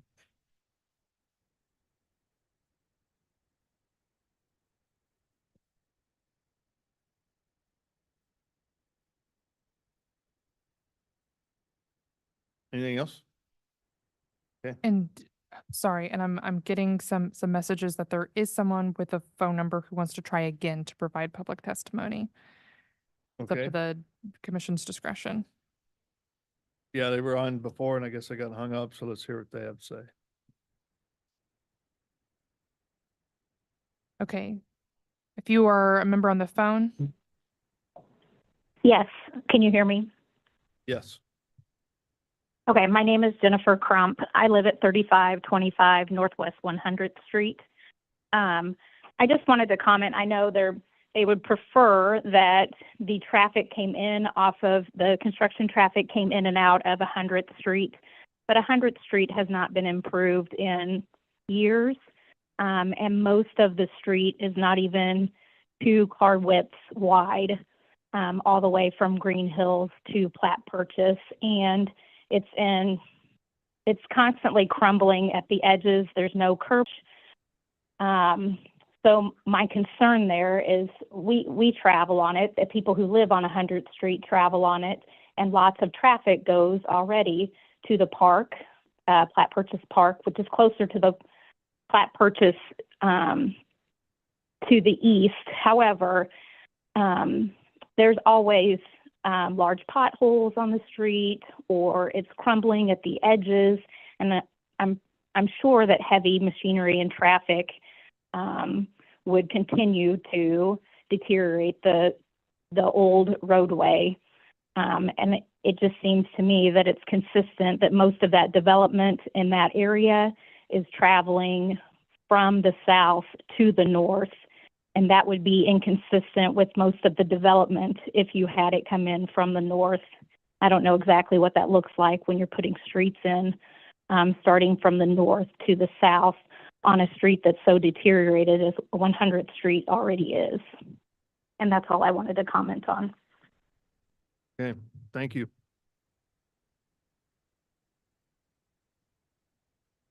All right. No one else has raised their Yeah, hand. public testimony's over. I think we're all done. So at this point, closing all testimony, speak amongst the commission, and then hopefully make a decision here. I feel as though it'd be nice to somehow condition that the applicant works with Public Works or whomever to figure out the best plan. I do feel sympathetic to the neighbors who, even though there's a lot of construction right now, are going to have dozens and dozens of units that potentially might need to be built over the next, decade. That's a lot of traffic for a long time. So it'd be nice to somehow try to condition something, but I don't think, we know enough to condition the exact requirement. So I would like to add something, but I'd be open to hearing what the best way of achieving that would be. Yeah, I think it's part of the Public Works, partnership and working together with them to make sure conditions, the existing and, and existing and roadways as they're put in and traffic increase and the heavier vehicles going over that, making sure that they're maintained. It'd be So- like starting with phase 3 up north. Well, I thought you mentioned something earlier that I thought made sense, that if you've got heavy equipment that needs to be moved, that you have that you load it and move it so that you're not driving, those kind of things. Yeah, that's Great. And that's one piece. I mean, a concrete truck, pretty heavy too, going over a residential street. So, but yeah, any heavy machinery, it needs to be loaded up and moved from spot to spot versus going on any streets. Yeah. Terry, Thomas, are you online?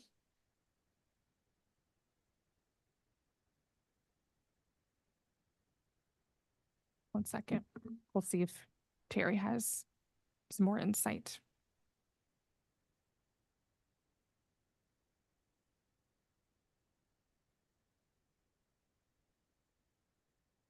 It's a good example of why we ask for so much connectivity, because just the amount of traffic required to build 136 homes is going to be a lot of traffic, and it'd be nice if there was more connectivity to the site. Terry, did you hear Commissioner Ender's original question a minute or two ago? Yes, I did, Anna. I think a condition can probably be placed that the developer submit a haul route plan to Public Works for review and approval, just designating what streets will be located on that route for heavy haul deliveries and equipment routes, equipment travel to their site.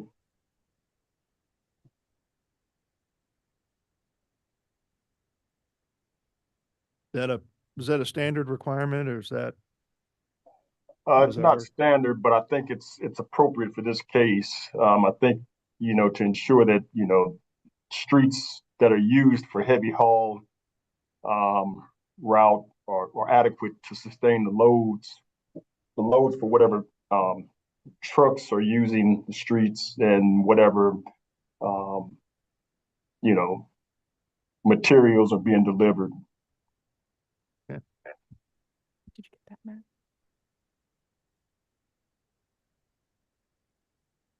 I'm good with something that generally encompasses the idea, if everyone else is okay with that. Okay. Chair Crowell, are you ready for the? Yep. All right. Chair Crowell, I move to approve docket items 4.1 and 4.2 without conditions, and 4.3 with conditions, adding a condition that the applicant work with Public Works to submit a haul in, haul out plan to be thoughtful about the traffic as it impacts the neighborhood, especially for the delivery of heavy industrial equipment. Second. Okay, I've got a motion and a second for approval of docket items 4.1, 4.2, and 4.3 with the addition of a condition stating the whole route. Pauline, can you take roll call on the motion, please? Crowell, Aye. Anders. Aye. Hasek. Aye. Padilla. All right. Looks like the motion passes 4-0. Thank you for bringing it in and good luck. All right, with that, let's move on to docket item number 5, please. Docket item number 5 is case CD CPC 2023-178. This is a request to approve a major amendment to an approved development plan to allow for a drive-through facility in District UR, which is the Urban Redevelopment Zoning District, on about 1.5 acres, generally located at Northeast Vivian Road in North Chateau Trafficway. Andrew Clark is the staff planner associated with this case. We've got the applicant in the room with us, sitting at the table. This is a reminder for anyone else who's a part of the applicant team to please approach the desk, or if you're a member of the public, to raise your hand now so we can expedite the public hearing process. Thank you, Mr. Chair.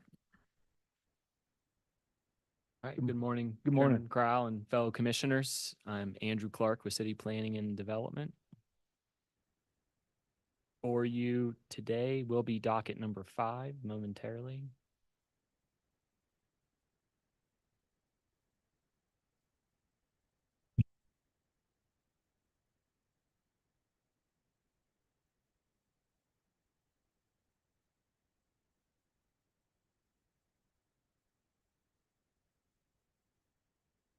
This is case number CDCPC 2023-178. This is a major amendment to an existing urban redevelopment plan at the intersection of Vivian and Choteau. As you can see here, it is located in the 2nd Council District, just north of the 29-35 split. And the subject properties, there's 2 of them, and they're located on the northeast corner of Choteau Trafficway and Vivian Road. Here is a picture looking northeast. There are 2 former restaurants. And here we are looking south.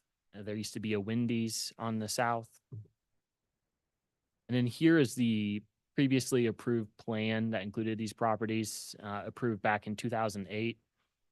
It's important to see when this was previously approved, in that plan, they used the language restaurant. They did not say restaurant and drive-through facility. Those are 2 uses.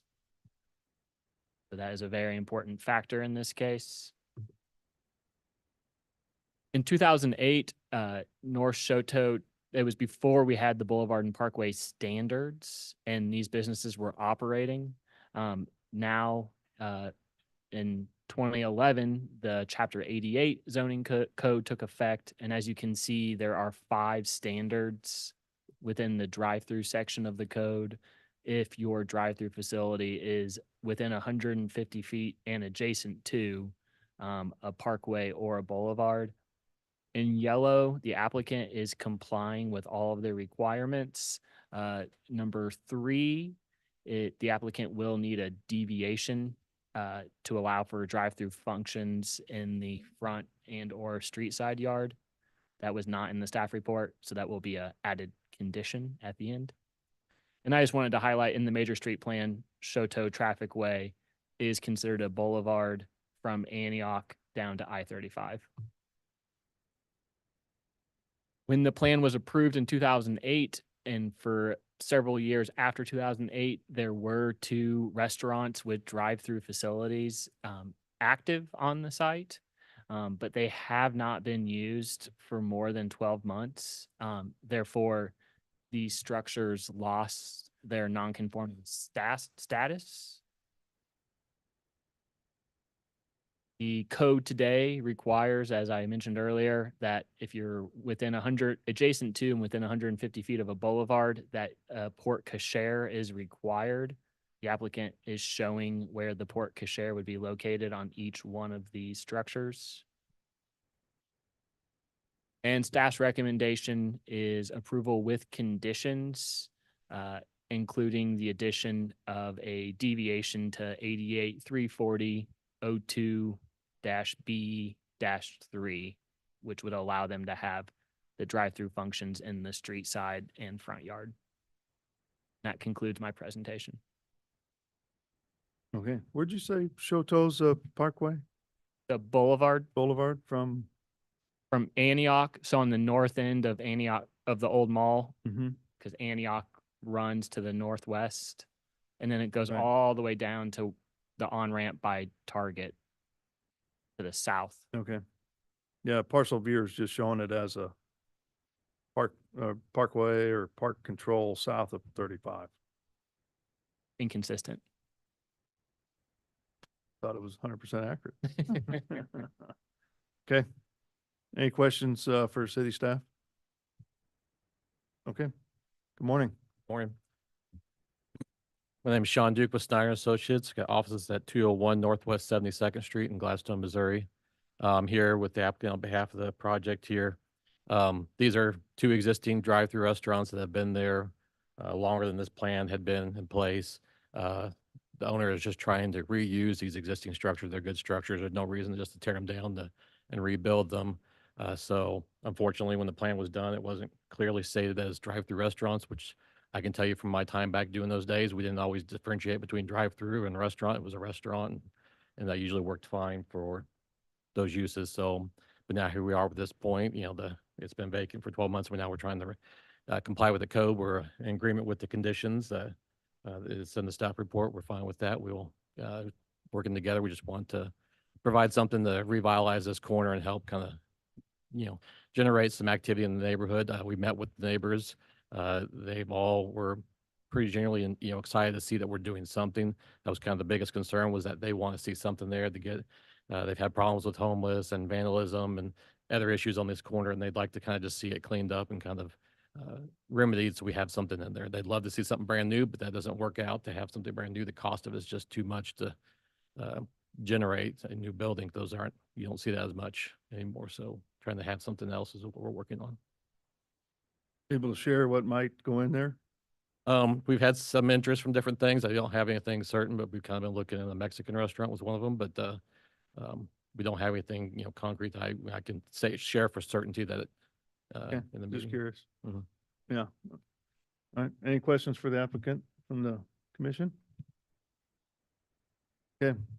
Let's go ahead and open it up for public testimony. If there's anybody out there that would like to speak regarding docket item number 5, please come forward or raise your hand using the Zoom feature and you will be called upon.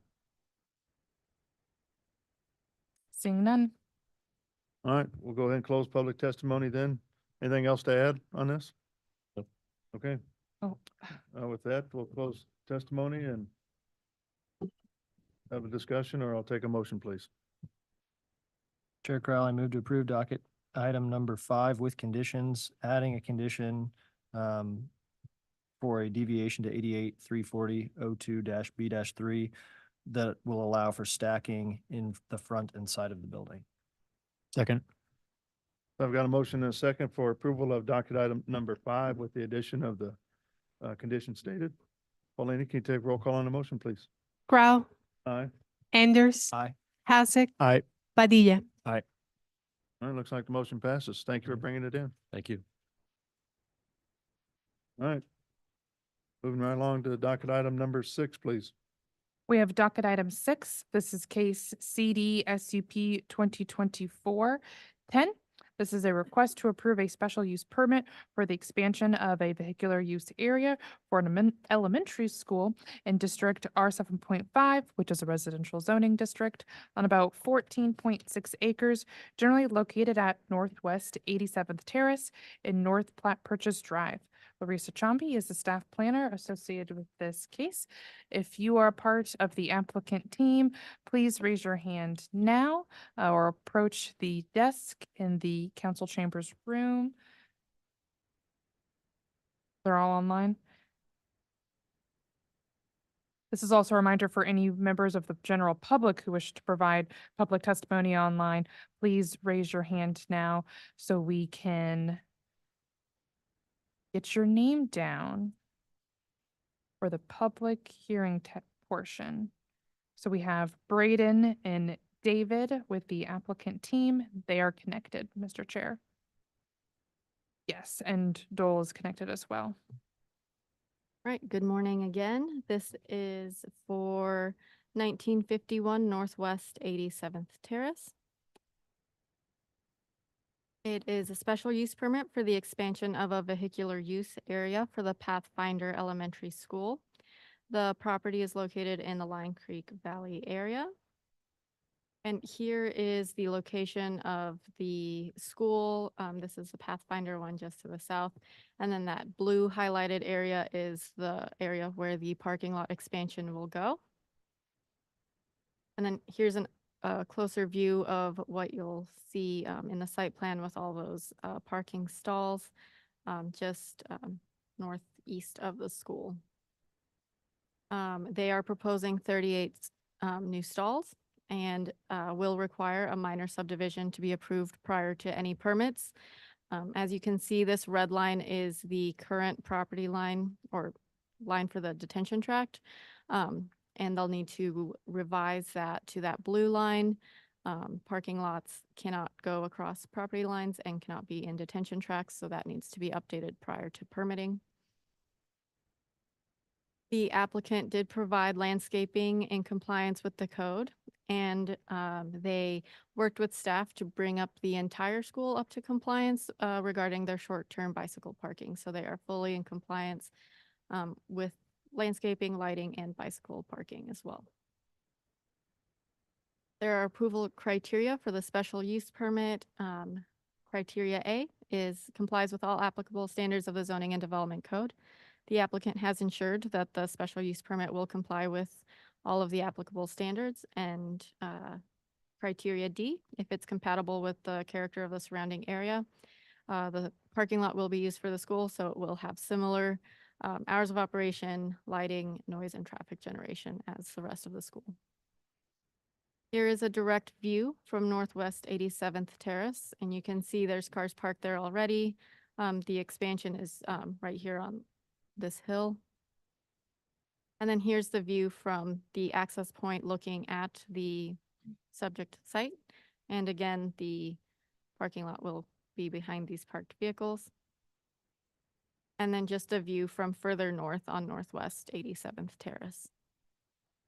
And with that, staff is recommending approval with conditions. And I can answer any questions you might have. Is there a reason why you have a 2-year on the SUP?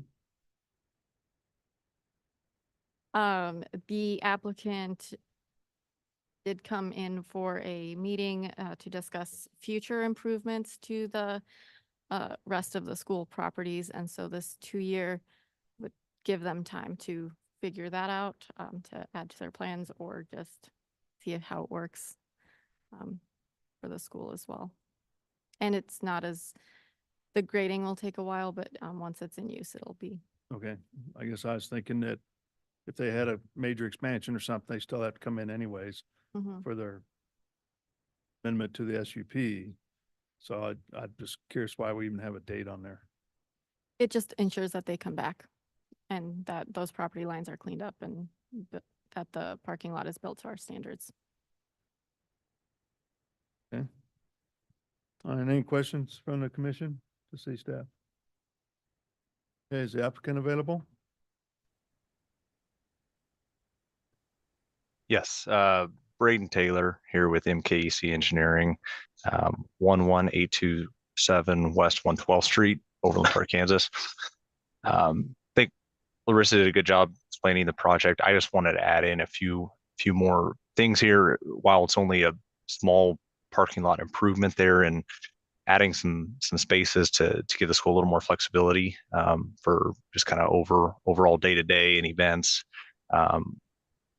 By adding this little bit of parking and drive, it also improves the on-site circulation for the school. Thinking of pickup and drop-off hours. Right now, most of the vehicles, because you do have Berry Elementary that's just to the north, while this project takes place at Pathfinder Elementary, the schools pick up and drop off about the same time, or yeah, I think it is the same time. So when all cars kind of enter the site through the central drive spine there that connects to Northwest 87 Terrace, but by doing this parking improvement, it'll allow Pathfinder Elementary parents during pickup and drop off to kind of enter off that south entrance off Northwest 87 Terrace and then loop around this new parking lot to to better circulate on site, but then to take more cars off of the public street of Northwest 87th Terrace. And then the final thing is this is kind of like Larissa said, this is one of the phases, this parking improvement phase that eventually sets up the district to knock out a few of their future phases out here on this campus and their master plan. So this is just, one of the items, one of the projects that just needs to get completed to better the whole overall site. And then our plan and schedule would be for this to take place this summer for the construction and knock it out in a few months. And then Dr. Devendahl with the district is on the call. I think he had a few comments as well he wanted to talk through. Yes, this is Devin Dahl with the Executive Director of Operations in the Platte County R3 School District. Thank you for taking the time today. Yeah, just to kind of echo what Braden said, we were spilling out onto 87th Terrace whenever we had Berry School and Pathfinder Elementary. And that's even whenever they were separate start-stop times. This year, we have two elementary schools right by each other, Berry Elementary and Pathfinder Elementary. And we're still spilling over onto 87th Terrace. This will help alleviate that spillover onto 87th Terrace, as we'll have Pathfinder parents enter on the south side of the new parking, and then Berry parents will use that middle section to come up and around. So that's going to be an ease to just the neighbors kind of in Berry Heights area over there. And then this is setting us up because our current staff parking, once we construct the parking lot next school year, that parking lot that we are using as our staff parking on the south side of the school will hopefully become a playground for Berry Elementary. So that's kind of the master plan that we have with that. One of the questions that we did have from the district side is there is quite a bit of landscaping that is called out for this project. From a school district, we have some concerns, just the cost associated with installing that additional landscape. And we don't have that in place now, particularly the shrubs in front of the parking stalls. That's going to be an additional cost that we're a little worried about taking on with this bid, and just the maintenance of this also, and upkeep of it, and a little worried about the safety concerns too, about hopefully it doesn't happen, but a student running and hiding in those bushes, or other people coming up and just kind of obstructing that view for our cameras. So we were just wondering if there's a chance that we could waive that landscaping in front of the parking stalls that is called out.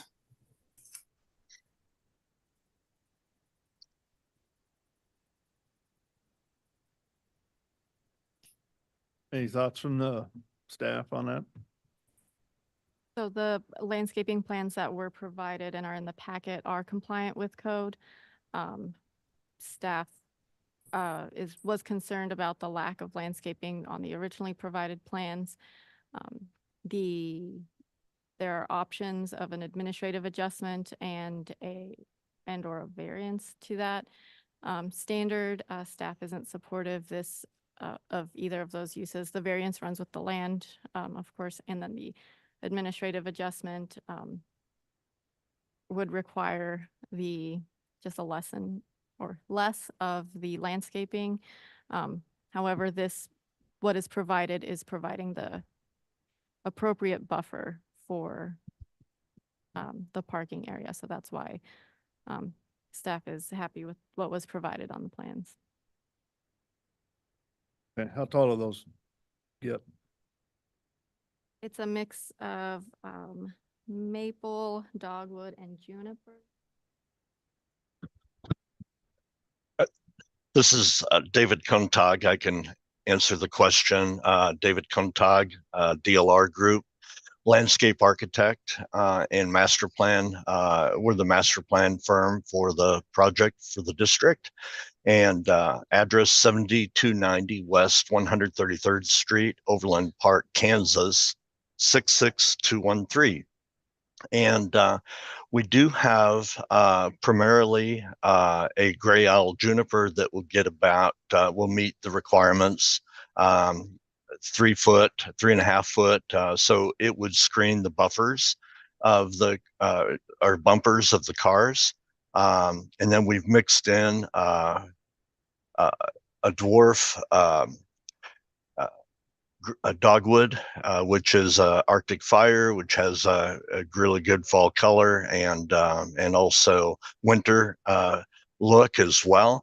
But it also is about a 3 to 4 foot plant and will not require a lot of trimming. But we agree with Dr. Dahl that you know, there is quite a bit of plants. There were quite a ways from 87th Street. We're up on that hill, as you saw. We have provided some additional tree planting per the requirements, and those are an overstory tree in the 2 islands, but also a tree that'll do really well in the lower areas.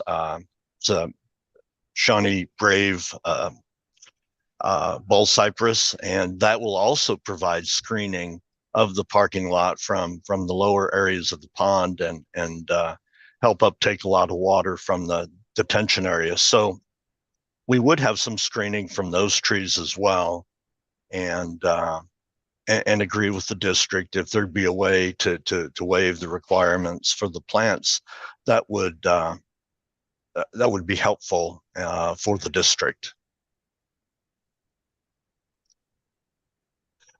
But I would add, what we have shown, we believe, meets the requirements as stated.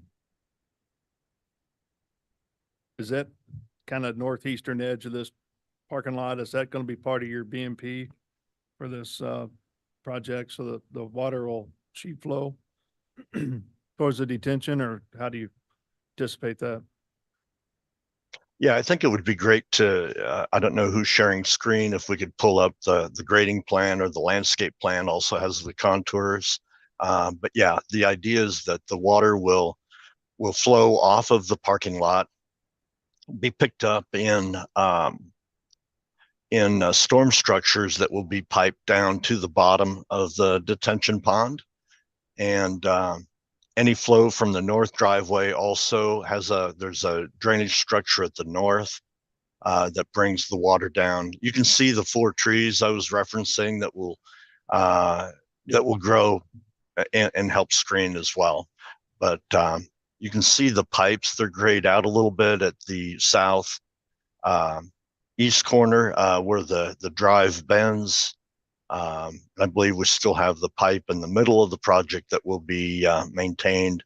And at the north end, there's an existing structure that connects some of the street drainage and the drainage from the Berry parking lot to the north under that north drive into the pond as well. And our civil engineer, Braden Taylor, has done a great job maintaining the amount of storage in that tract for drainage, and modifying it as required to accommodate the additional pavement.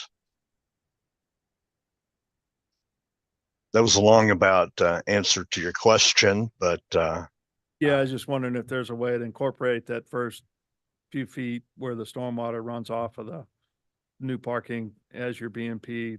You can incorporate some landscaping, maybe not as dense as what you have here, but something a little shorter. That's a possibility. We've seen oh, I'm sorry. Yeah.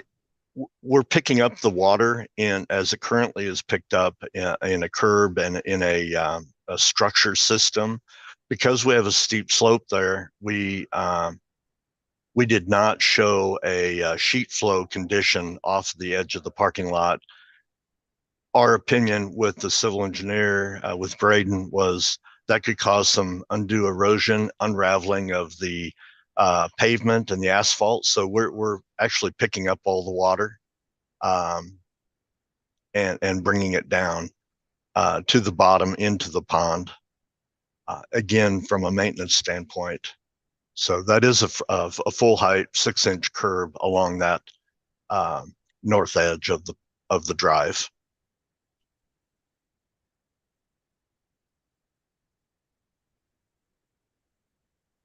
Thoughts from the commission on the landscaping piece? I don't have a strong preference. I don't really want to make exceptions just to make exceptions, but also somehow feel different because it's the school district and, you know, I want to set Yeah. a precedent of reducing the requirement anytime someone asks. So,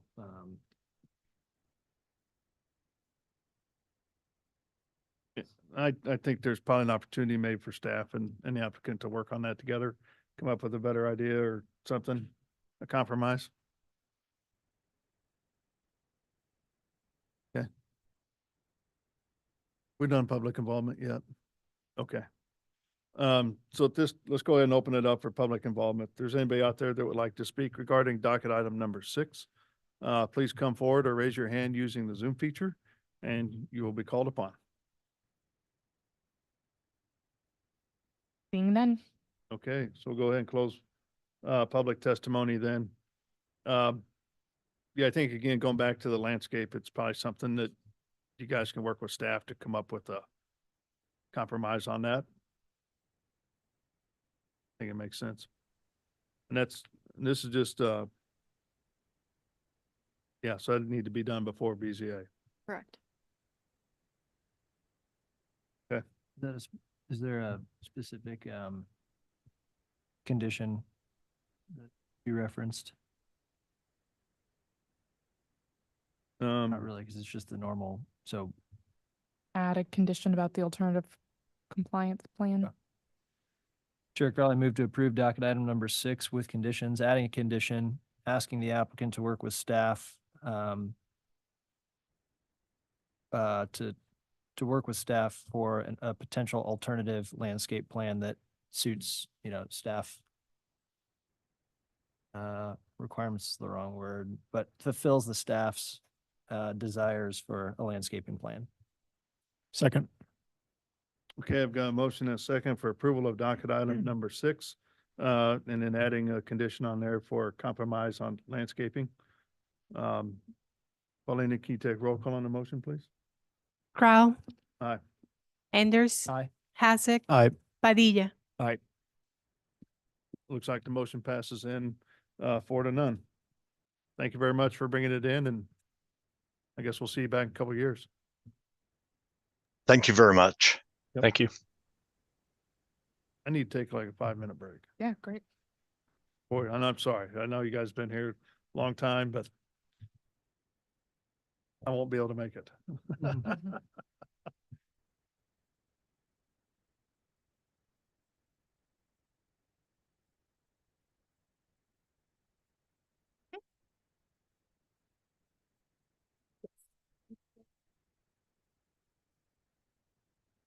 It is the vacation for 39th and Wyoming.